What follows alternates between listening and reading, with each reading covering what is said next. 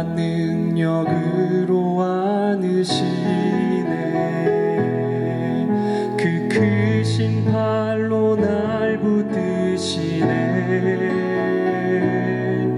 절망 속에도 흔들리지 않고 사랑하는 주 얼굴 구하리.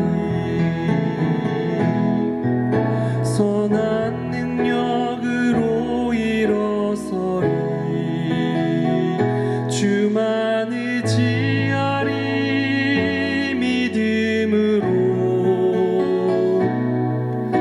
우리 고대 안에 주 오실 그날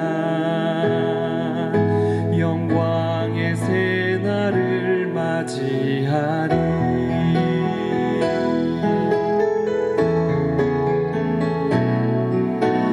이전의 괴로움 날 애워싸고 고난의 길을 걷는다 해도 주님께 모두 맡긴 우리 영혼 끝내 승리의 날을 맞으리. 선한 능력으로 일어서리. 주만 의지하리. 믿음으로 우리 고대한에 주 오실 그날 영광의 새날을 맞이하리.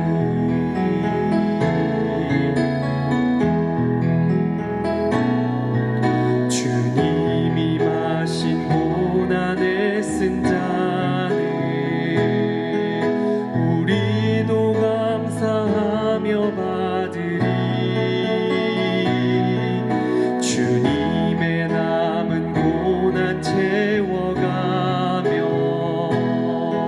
예수와 복음 위에 살리라. 주님이 마신 고난에 쓴 잔을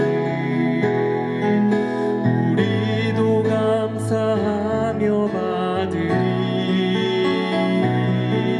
주님의 남은 고난 채워가며 예수와 복음 위에 살리라. 선한 능력으로 일어서리. 주만 의지하리. 믿음으로 우리 고대한에 주 오실 그날 영광의 새날을 맞이하리. 선한 능력으로 일어서리. 주만 의지하리. 믿음으로 우리 고대한에 주 오실 그날 영광의 새날을 맞이하리. 예수 예수 믿는 것은 받은 증거만 도다.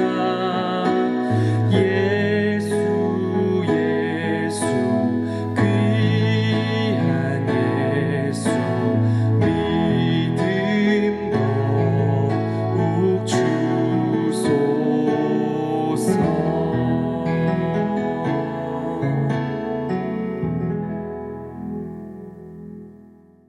예, 오늘도 영적 거리좁히기 기도에 우리 같이 말씀 보도록 하겠습니다. 창세기 50장 20절 말씀입니다. 여러분 잘 알고 계시는 말씀인데요.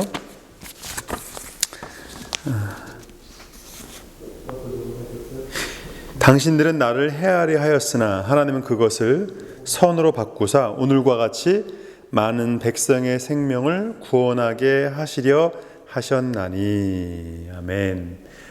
요셉의 이 말씀 너무 여러분 잘 알고 계시죠? 여러분, 성숙이 뭘까요? 그리스도인의 성숙이란 무엇을 성숙하다고 이야기할까?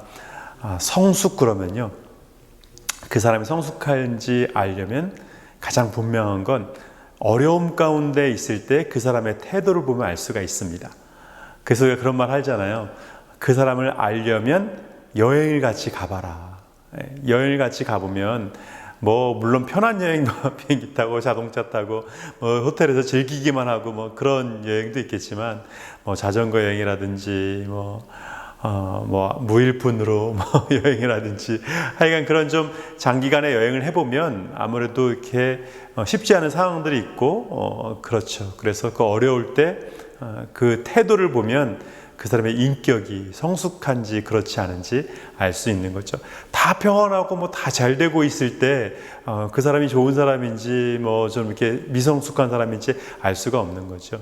그러니까 어린아이들과 어른의 차이라고 하는 거는 그 상황 속에서 상황에 맞게 때로는 내 마음에 들지 않지만 참고 기다릴 줄 아는 것, 그런 사람을 어른이라고 하는 겁니다. 철이 들었다고 하는 거죠. 물론 어른이 되어서도 참지 못하고 자기 마음 가는 대로 생각대로 그렇게 말하고 행동한다면 성숙하지 못한 거죠. 물론 대부분의 어른들은 그동안에 살아오면서 배운 것 때문에 때로 자기 마음에 안 들고 또 마음에 안 드는 사람이라 할지라도 마음에 안 드는 상황이라고 할지라도 인내하고 참고 자신의 성격을 드러내지 않는 그런 성숙한 인격을 대부분의 사람들이 갖고 있는 거죠. 그러나 그런 성숙한 사람들조차도 가끔씩 이 고난 속에서 자기도 모르게 울컥 할 때가 있죠. 저를 가르쳤던 목사님께서 항상 그러셨어요. 이렇게 울컥할 때마다 꿀꺽하라고. 여러분, 울컥하면 꿀꺽하십시오. 그것이 성숙입니다. 요셉이 왜 성숙한 사람이냐면 그 요셉이 17살에 그 형들에게 자신의 꿈을 이야기했잖아요. 형들의 볏집단이 11개의 볏집단이 저의 볏집단에게 절하더이다. 그 꿈의 해석을 해몽가가 아니어도 그게 무슨 꿈인지 왜 모르겠습니까? 그러니까 형들이 요셉에게 절하게 된다는 그런 뜻이겠지요. 근데 요셉이 거기서 멈췄어야 되는데 해와 달과 11별이 저에게 절하더이다. 이번에는 아버지 야곱까지 화가 나서 그럼 나까지도 너한테 절한다는 거냐? 그렇게 화를 내죠. 그러나 아버지 야곱은 그 말을, 요셉의 말을 마음에 두었다고 성경은 기록하고 있습니다. 마음에 안 들지만 마음에 두어야 할 말이 있는 거죠. 그것이 성숙한 그리스도인인 겁니다. 그런데 요셉의 형들은 성숙하지 못해서 요셉의 그 말에 발끈해가지고 요셉을 기어이 팔잖아요.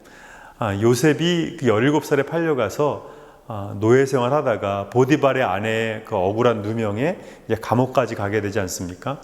그때 요셉이 보디발의 아내가 자기를 유혹했다고 그 사실대로 말하지 않습니다. 그냥 울컥하지만 꿀꺽 참죠. 왜냐하면 보디발이 알았다 할지라도 안다 할지라도 자신의 아내의 말을 듣지 않고 노예의 말을 듣는다는 건 있을 수가 없는 일입니다. 그럴 수가 없는 거예요.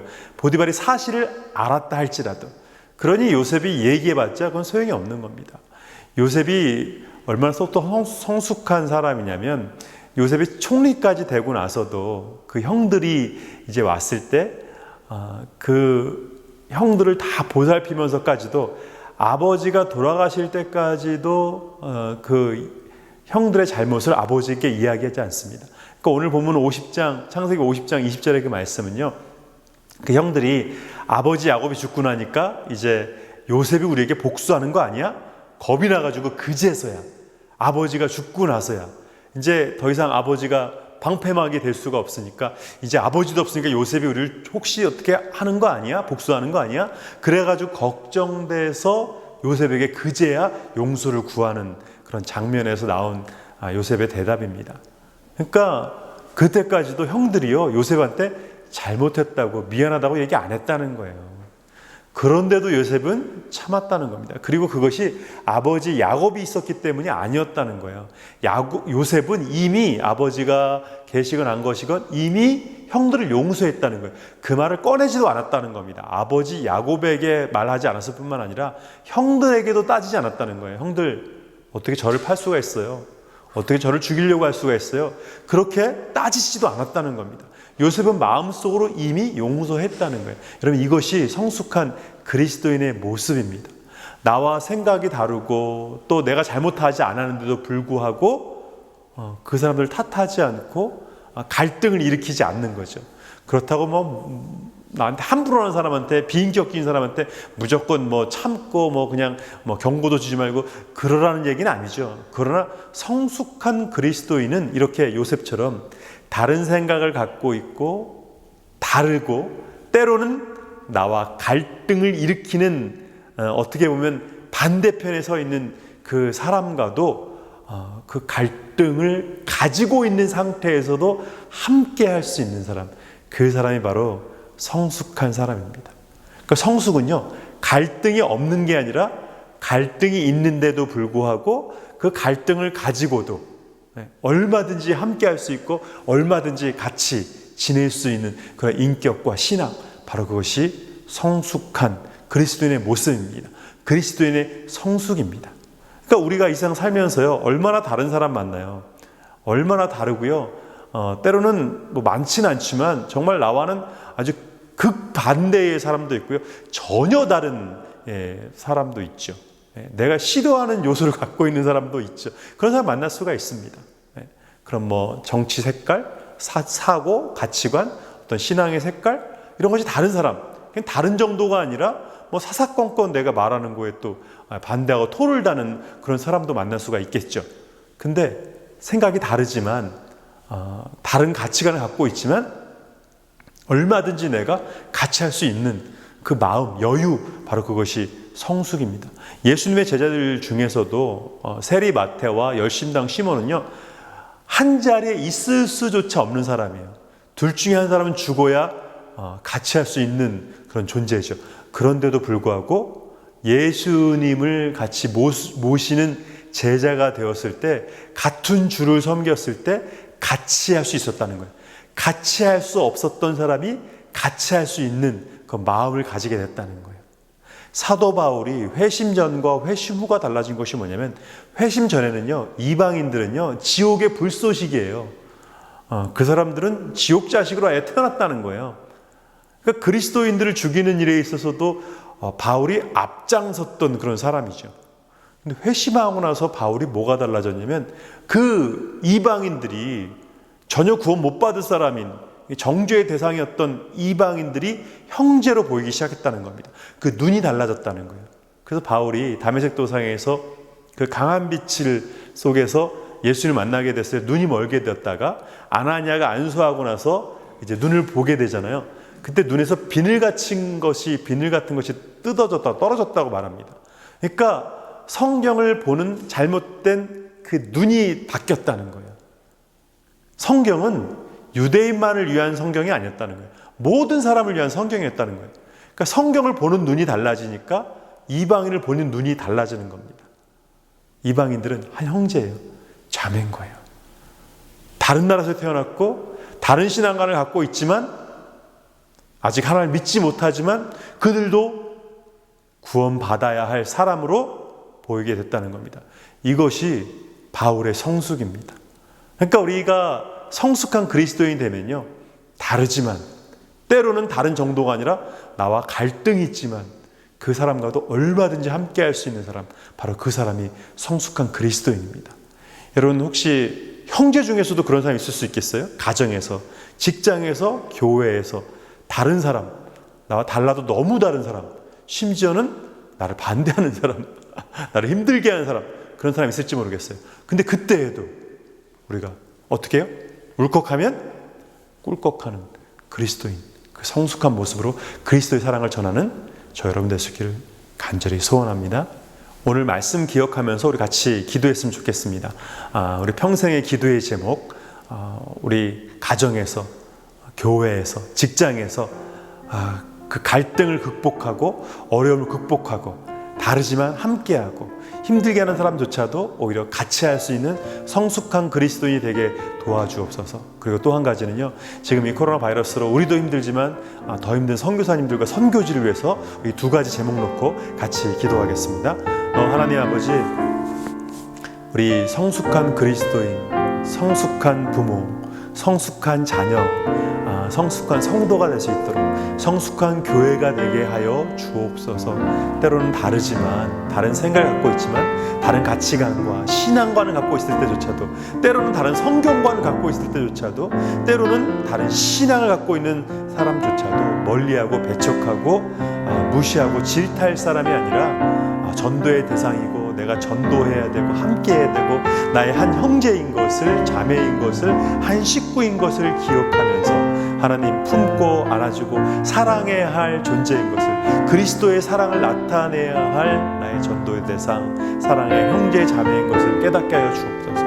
우리의 눈이 바뀌고 마음이 바뀌어서 하나님, 우리가 울컥할 때마다 꿀꺽하면서 참을 수 있는 믿음의 지체들 될 수 있도록 인도하여 주셔서 어디에 있든지 어떤 상황 가운데 있든지 하나님, 그 갈등 속에서, 다름 속에서 힘들어하고 어려워하는 것이 아니라 그 갈등을 오히려 극복하고 그리스도의 사랑을 나타내는, 십자가의 사랑을 전하는, 정말 그야말로 하나님의 사람답게 하나님의 사랑을 온전히 나타내는 빛과 소금이 될 수 있도록 은혜에 더하여 주옵소서. 특별히 우리 선교사님들을 위해서 기도합니다. 선교지를 위해서 기도합니다. 주님, 이 코로나 바이러스로 인해서 또 선교지에 대한 지원이 끊기고 또 선교를 나갈 수 없고 또 어려운 가운데 있는 우리 선교사님들 주님 그 가정과 그 선교 사역을 주님께서 지켜주셔서 마음껏 주님의 나라와 주님의 교를 세우는데 조금도 부족함과 어려움이 없도록 주여 인도하여 주옵소서. 함께하여 주옵소서. 그래서 선교사님들 또 그 지원하는 교회들 주님 붙잡아 주셔서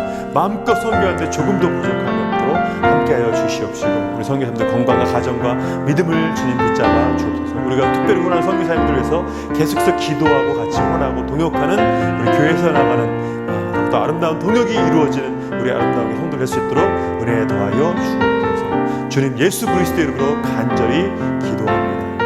아멘. 이제 우리 얼마 남지 않았죠? 우리 계속해서 영적 거리 좁히기 기도에 더욱더 열심히 내는 저 여러분 되시기 바랍니다. 사랑합니다. 축복합니다. 보고 싶습니다.